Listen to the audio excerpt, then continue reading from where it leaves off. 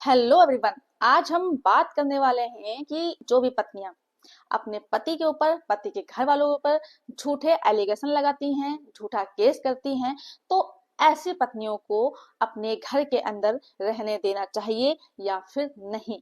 तो ये वीडियो आप सभी लोगों के लिए बहुत ही ज्यादा इम्पोर्टेंट होने वाली है, क्योंकि इसमें आज हम बताने वाले हैं जो पति हैं जिन्होंने इस तरह का प्रश्न किया कि मेरी पत्नी ने मेरे ऊपर झूठे केस कर दिए हैं, इसके बावजूद भी वो जबरदस्ती मेरे घर के अंदर आकर के रहना चाहती है, जबरदस्ती घुसने का प्रयास कर रही है। तो हम क्या करें? कहीं ऐसा तो नहीं कि हम अगर मना कर दे तो हम उल्टा फंस जाएं। तो ये वीडियो ऐसे ही पतियों के लिए है, तो ये वीडियो पूरा अंत तक देखना है, बिल्कुल भी स्किप नहीं करना है, तभी आप सभी लोगों को अच्छे से जानकारी समझ में आएगी। दूसरा काम आप सभी लोगों को ये करना है कि अगर आप नए हैं, चैनल में पहली बार आए हैं, तो ये आपका ही चैनल है, आप इसे सब्सक्राइब जरूर कर दें, साथ में बेल आइकन जरूर दबा दें, जिससे कि हम जो भी नए अपडेट डालें उसका नोटिफिकेशन आपके पास आता रहे और आप लोग जानकारी प्राप्त करते रहें। नमस्कार दोस्तों, मैं एडवोकेट दिव्या, आपका आपके इस यूट्यूब चैनल में स्वागत है। देखिए, जो भी पत्नी आपके ऊपर व आपके घर वालों के ऊपर झूठा केस करती है, यहाँ तक कि काफी गंभीर गंभीर आरोप लगाती है आपके घर वालों के ऊपर कि आपके ससुर ने छेड़छाड़ी करने का प्रयास किया, आपके देवर ने रेप करने का प्रयास किया, तो ऐसी पत्नी अगर आपके घर के अंदर आने के लिए बोल रही है तो तुरंत उसे मना कर देना चाहिए।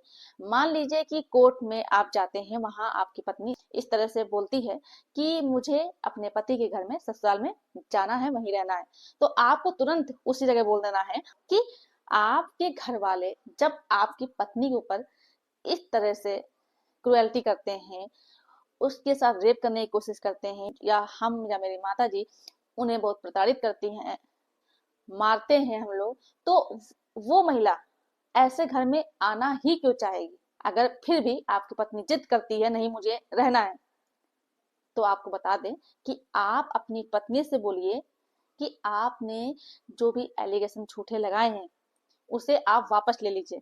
एफिडेविट में ये बात साफ साफ लिखें कि वो जो केस किए थे वो दूसरों के बहकावे में आकर के किया था, और वो अब उसे वापस ले रही है, और आइंदा से दोबारा झूठा कोई भी इस तरह का केस नहीं करेगी। अगर वो इस चीज से राजी हो जाती है, इसके बाद ही घर के अंदर आने दें। मान लीजिए कि आपकी पत्नी आती है, मोहल्ले में आकर के शोर शराबा करती है, आपके लिए आप शब्दों का प्रयोग करती है, लड़ाई करती है, झगड़ा करती है दरवाजे पर खड़ी होकर के, तो आपको कुछ नहीं करना है, आपको लोक न्यूसेंस का केस करना है। और दूसरा, अगर आपको अपमानित कर रही है, ऐसे शब्द का प्रयोग कर रही है जिससे कि आपका अपमान हो रहा है, तो आप डिफेमेशन का भी केस कर सकते हैं। मान लीजिए कि उस टाइम जब पत्नी आपकी चिल्ला रही है, वो घर के अंदर घुसने की कोशिश कर रही है, उस टाइम पुलिस वाला आ जाता है, तो आपसे अगर पुलिस वाले दबाव डालते हैं कि पत्नी को अंदर जाने दें, तो आप उन पुलिस वालों से साफ साफ बोल सकते हैं कि पत्नी ने आप लोगों के ऊपर गंभीर आरोप लगाए हैं, जो कि केस अभी चल रहे हैं, अभी कोई भी कोर्ट का आदेश नहीं आया है। जब तक किसी प्रकार का कोई आदेश नहीं आ जाता है, हम अपनी पत्नी को घर के अंदर नहीं आने देंगे, हम एक साथ नहीं रहेंगे। ना जाने पत्नी किस इरादे से आना चाहती है। हो सकता है कि वो जो सोच रही थी, जिस हिसाब से आपको फंसाने की कोशिश कर रही थी, वो ना हो पाया हो, और वो आपको और फंसाना चाहती हो।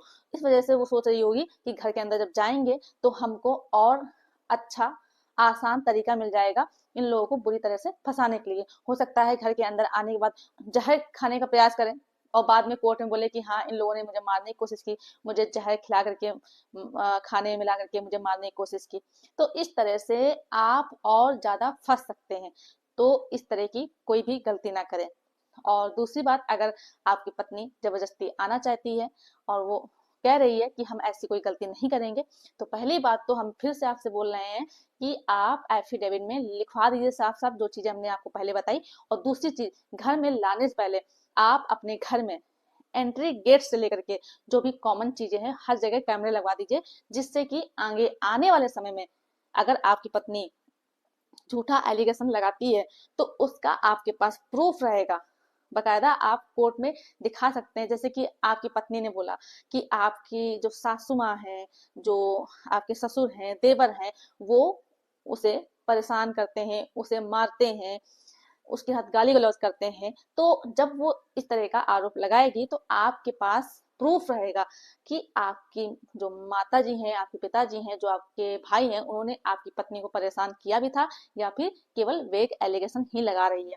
तो जब इस तरह का एलिगेशन लगाएगी तो कोर्ट जो कैमरा का सीसीटीवी फुटेज होगी उसे देखेगी, तो वो साफ साफ नजर आ जाएगा कि आपकी मम्मी आपकी पत्नी को परेशान करती थी या नहीं करती थी। या फिर जैसे कि जो आरोप लगा रही थी कि मेरे देवर मेरे साथ रेप करने की कोशिश की है, तो मान लीजिए कि कॉमन रूम में तो ऐसा नहीं करने की कोशिश करेंगे, और अगर रूम के अंदर कोशिश भी करते हैं तो कैमरे में ये दिखेगा कि हाँ, आपका भाई कमरे के अंदर जो जहां आपकी बीबी रहती है उसके अंदर गया भी था या नहीं गया था।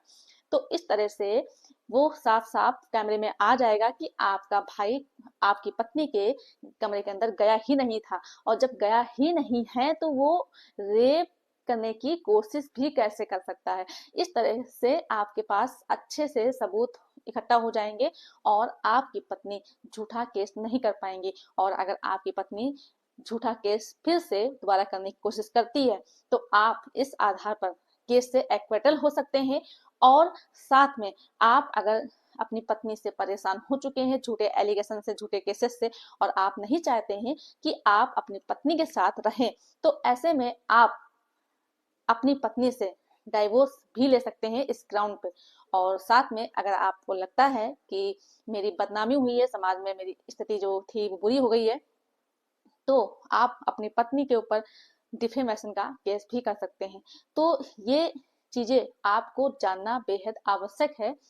और दूसरी बात, आप जब कैमरा लगवा देंगे तो आपकी पत्नी कब जा रही है, कब आ रही है, तो ये सारी चीजें कैमरे में सामने आ जाएगी और आपका केस जो है वो मजबूत होगा। तो जानकारी अच्छे से समझ में आ गई होगी, आपको ये जानकारी होनी भी चाहिए। अगर मेरे द्वारा दी गई जानकारी आपको पसंद आई हो तो वीडियो को लाइक जरूर कर दें, ज्यादा से ज्यादा लोगों को शेयर कर दीजिए। और अभी भी अगर आपने चैनल को सब्सक्राइब नहीं किया है तो यह आपका ही चैनल है, आप इसे सब्सक्राइब जरूर कर दें। धन्यवाद।